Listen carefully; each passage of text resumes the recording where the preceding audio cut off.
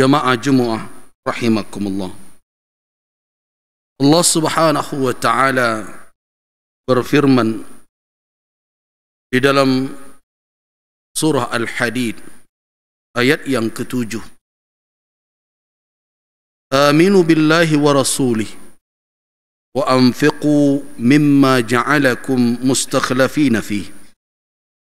Walladzina amanu minkum wa anfaqu lahum ajrun kabir.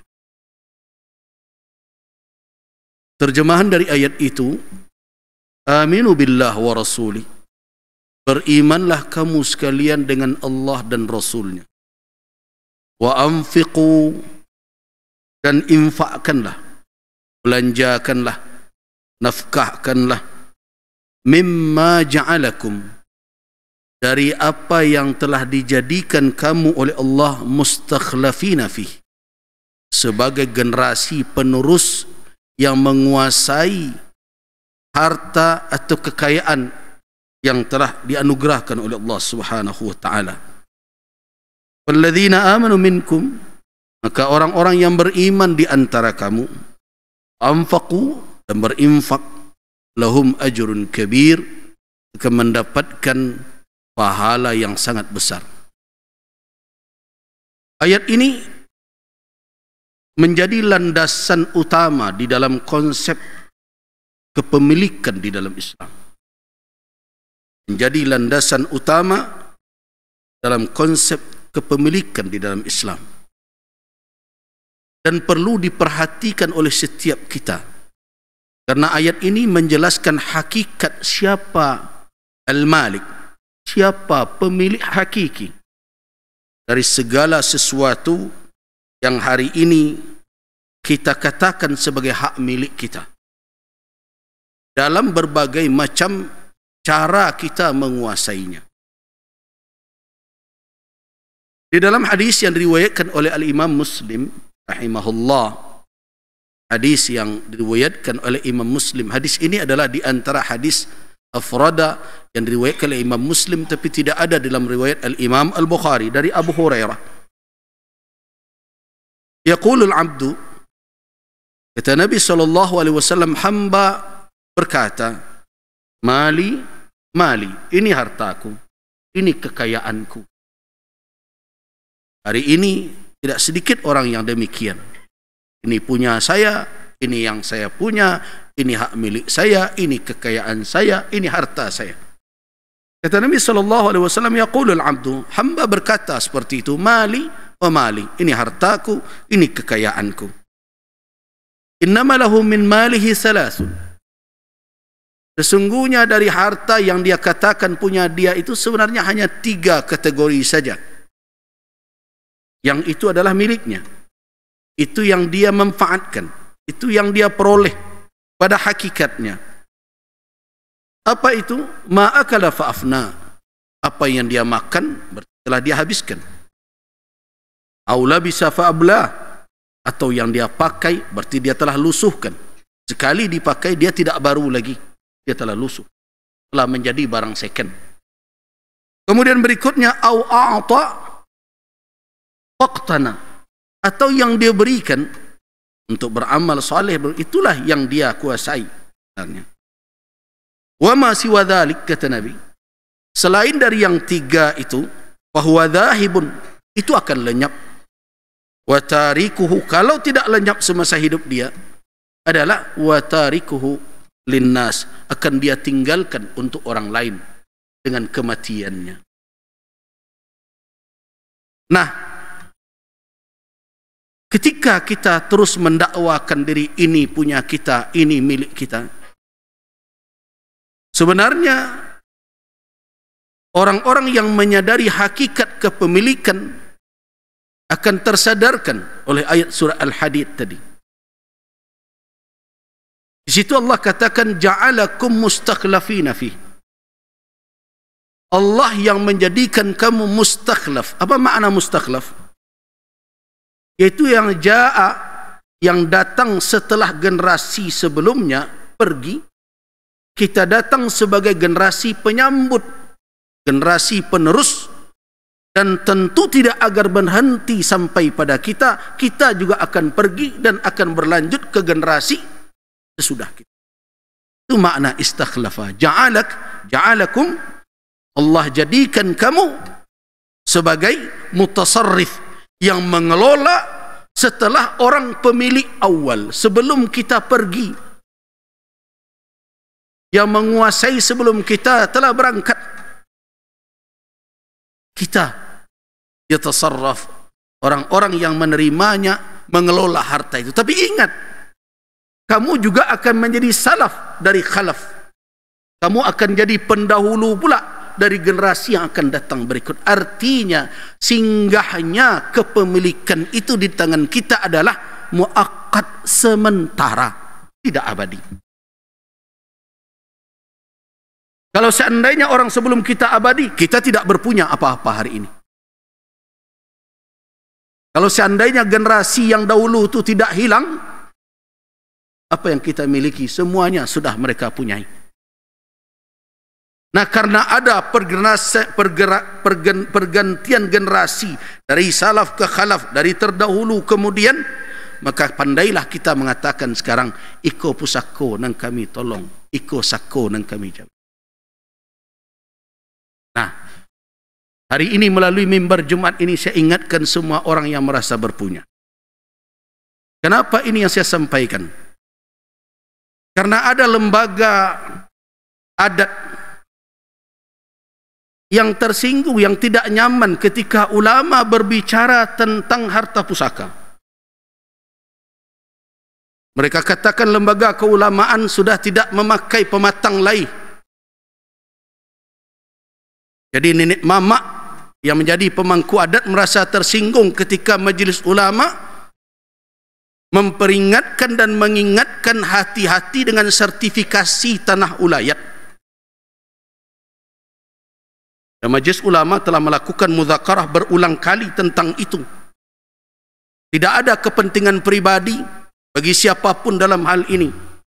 Tetapi karena hibah dengan Minangkabau, kalau tidak hati-hati nanti mengelola negeri ini, sako dibawa balenong ke mana-mana, tapi pusako lah hilang dari tangan awak seorang-seorang.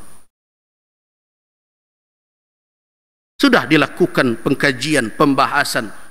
Kita coba cari apa sebenarnya ini maksud dengan sertifikat komunal dan berbagai macam yang sekarang didorong oleh pemerintah agar nenek mamak semuanya membuatkan sertifikat atas tanah ulayatnya.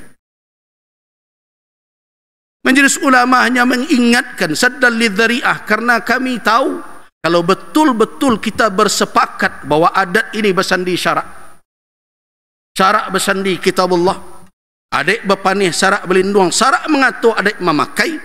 Maka sebelum kita berkata ini pusako kami, iko sako kami, apa yang harus kita pertimbangkan terlebih dahulu? Man mallakak, siapa yang memberikan kamu sekalian, orang yang bergelar, termasuk saya juga, yang menyandang gala datuk dan berbagai macam, siapa yang memberikan kepemilikan itu ke tangan kita? Kepemilikan yang terbatas, bukan kepemilikan secara pribadi. Allah Subhanahu wa ta'ala, dialah malikus samawati wal ard. Allah yang memberikan kepemilikan itu, bukan nenek moyang kita. Nenek moyang kita juga mendapati yang ada. Mahalah rimbo, para raja dahulu memotongkan tanah untuk orang tertentu. Karena itulah asal muasal dari harta pusako tinggi. Kalau tidak, cancang latihan dan tua-tua tambilang basi orang Saisu adalah iqta'at di dua sumber dari harta pusako tinggi. Yang pertama adalah karena istilah, menguasainya dengan meneruko, dengan malah rimbo yang termaktub di dalam petuah adat, cancang latih orang tua-tua tambilang basi orang Saisu. Apa yang mereka cancang latih itu? Barang yang ada, bumi Allah. Rimbo nan ado itu nan dialah. Karena itu pemilik sebelum kita mengolah hutan, sebelum kita meneruka adalah Allah Subhanahu wa ta'ala. Kalau betul kita orang Minang ini Muslim, jangan lupakan syarak terlebih dahulu sebelum kita berbicara adat. Karena itulah makanya kami ingatkan bahwa yang diterima oleh seorang mamak hari ini, termasuk saya menasihati diri saya sendiri, bukanlah kepemilikan peribadi. Ketika sako dan pusako kita terima, apakah kita menjadi pemilik hakiki? Tidak. Dua mazhab ulama, kalau kita mau renungkan apa sebenarnya kedudukan pemilik dari harta pusaka tinggi, yang pertama adalah milik bersama. Artinya tidak perempuan sendiri yang berpunya, tidak laki-laki sendiri yang berpunya, tidak mamak kepala waris sendiri yang berpunya, tidak pula kemenakan seorang yang berpunya. Bukan karena nambagak di dalam kaumnya berpunya, atau karenanya cadik makanya berpunya. Tidak, seluruh kaum itu berserikat dalam kepemilikan tersebut. Itu adalah ketentuan syarak pada harta yang tidak menjadi hak milik pribadi, yang diterima dalam bentuk harta pusaka tinggi. Yang kedua, dia tetap menjadi milik orang yang meneruka dahulu. Tidak turun kepemilikan, tapi manfaat yang turun. Nah, ini seperti harta sabil, seperti harta wakaf di dalam syariat. Nah, ketika harta itu akan diolah, akan dijadikan memiliki berbagai macam aturan administrasi dan berbagai macam, perlu jauh berfikir panjang ke belakang. Kenapa Majlis Ulama mengingatkan ini?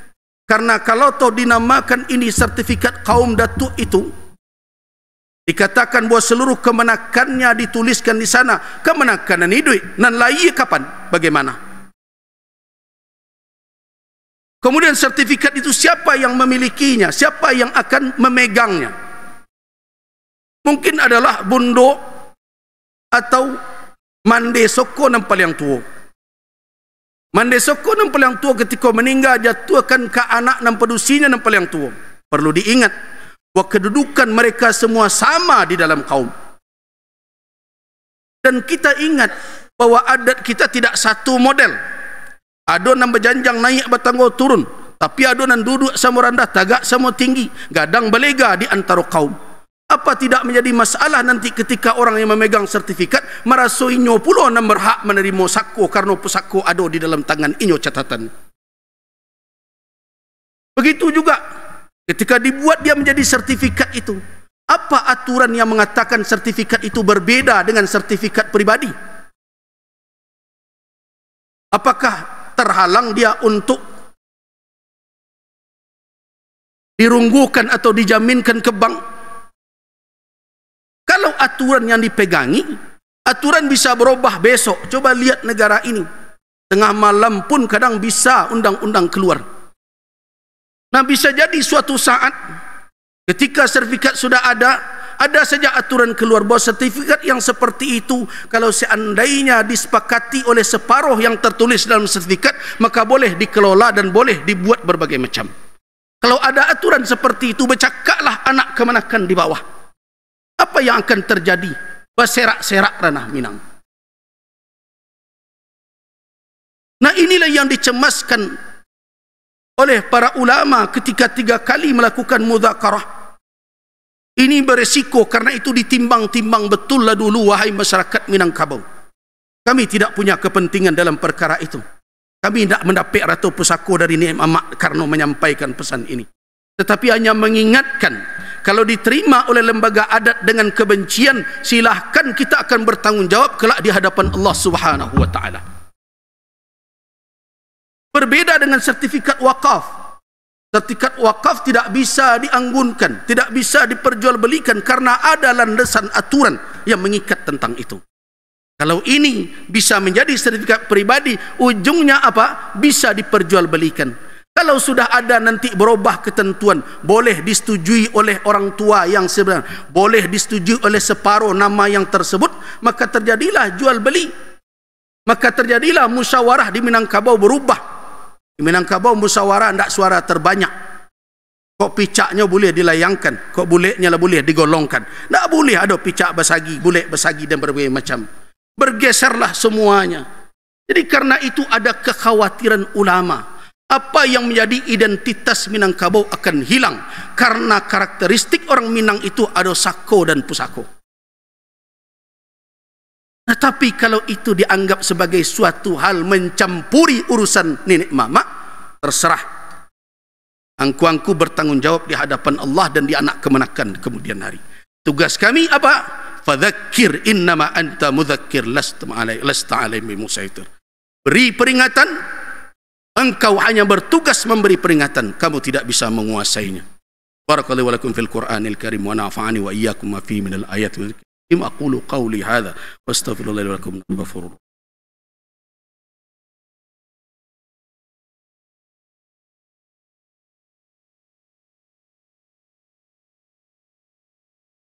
Alhamdulillahilladzi hadana li hadza wa ma kunna linahtadiya laula an hadana Allah. Asyhadu an la ilaha illallah wa asyhadu anna Muhammadar Rasulullah. Allahumma salli wa sallim ala abdika wa rasulika wa habibika Muhammadin wa ala alihi wa ashabihi wa tabi'in wa tabi'in tabi'in wa man tabi'ahum bi ihsanin ila yaumiddin, amma ba'du. Ibadallah, qala Allah tabaraka wa ta'ala fi kitabihil karim, والذين استجابوا لربهم أقاموا الصلاة وأمرهم شورى بينهم ومما رزقناهم ينفقون. صدق الله العظيم. Dan mereka yang mengistijabah panggilan Allah, Rabb mereka, dan mendirikan salat, dan perkara mereka jadikan sebagai urusan yang diselesaikan dengan syura, musyawarah antar mereka. Dan dari apa yang kami rezekikan kepada mereka, mereka infakkan. Jemaah rahimakumullah. Di dalam ketentuan adat, fatwa ada pada ulama. Dan karajo ada pada nenek mama. Ketika kita membaca catatan Saripati Sumpasati Bukit Marapalam yang ditulis oleh Syekh Sulaiman Ar-Rasuli, Inyek Candung, di situ beliau memberikan contoh bagaimana dahulu di negeri Candung implementasi cara mengatur adat memakai. Ketika besoknya nenek mama akan memutuskan suatu perkara, maka malam itu mereka akan datang kepada para ulama untuk bertanya supaya jangan terlanggar hukum syariat, supaya hukum adat tegak di atas kitabullah, di atas syariat yang diturunkan oleh Allah Subhanahu wa taala. Kata beliau, malam itu disebut dahulu malam Bamuti namanya. Malam Bamuti berasal dari kata mufti. Malam Bamufti atau malam datang kepada mufti meminta fatwa supaya keputusan yang dilahirkan di balai tidak menyimpang dari ketentuan syarak. Semestinya beginilah. Kalau kita menyebut adat bersandi syarak, syarak bersandi kitabullah, begitulah aturan yang mesti dipakai. Bukan melawan, bukan menghindar, apalagi meninggalkan. Majelis Ulama Sumatera Barat tidak lalai dalam perkara ini. Sebagai amanah dari para ulama untuk menjaga negeri ini, kepentingan umat, anak kemenakan, sudah kami sampaikan. Tetapi ketika sikap kami tidak sesuai dengan keinginan orang-orang tertentu, maka lembaga keulamaan ditinggalkan. Kami tidak berkecil hati ditinggalkan, tidak dibawa bermusyawarah. Kenapa? Karena pertanggungjawaban kami bukan pertanggungjawaban kepada penguasa. Pertanggungjawaban kami adalah kepada raja para penguasa, pada Allah Subhanahu wa taala. Kami sadar bahawa apa yang ada di tangan kita dengan saku dan awak sandang, saku dan awak tolong, seluruhnya itu hanya titipan sementara. Kita tidak berkuasa atasnya secara penuh. Karena itulah makanya tidak bisa kita gadaikan, tidak bisa kita jual. Digadai, tidak temakan sando. Dijual, tidak temakan bali. Artinya apa? Ini bukan milik sempurna. Kalau milik sempurna, tidak ada orang yang berhak menghalang kita untuk menggadaikan.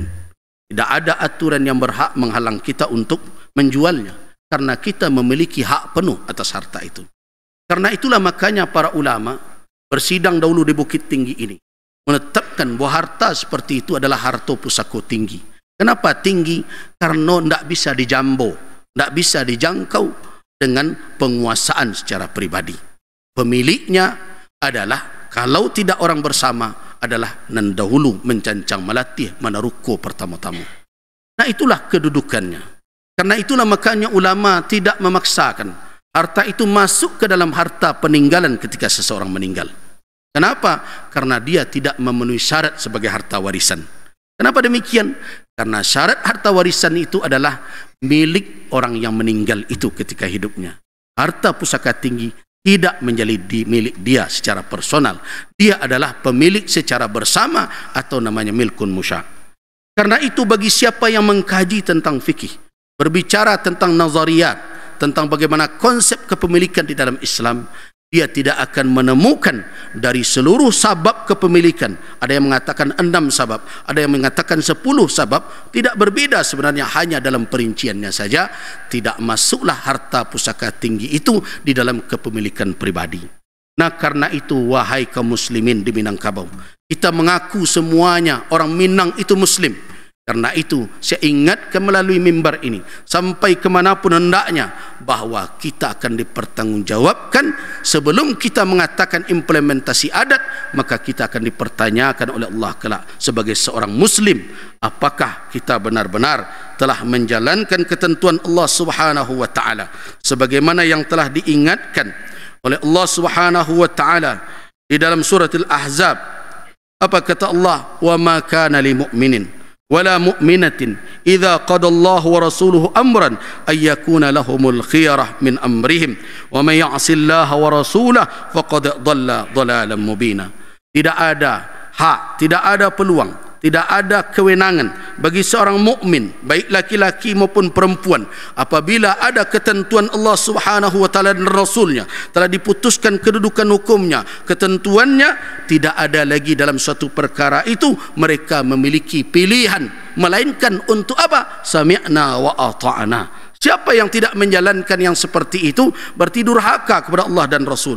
Apa yang dikatakan oleh Allah bagi orang yang durhaka? Wa may ya'sillah wa rasulah. Siapa yang durhaka pada Allah dan Rasul faqad dhalla dhalalan mubina. Orang itu telah tersesat dengan kesesatan yang nyata. Na'udzubillahi min dzalik. Mudah-mudahan ini menjadi suatu pertimbangan bagi kita semua untuk berhati-hati dalam mengelola titipan anak cucu kita di masa yang akan datang. Jangan sampai karena sudah ada di tangan, janganlah hendaknya harta pusaka itu diagih batali beko diri orang. Tak usah diagih betampuk nanti dijenjang orang. Majelis ulamanya meminta harta pusaka tinggi itu dalam 3 bentuk langkah saja. Yang pertama adalah telusuri, administrasikan. Yang kedua petakan.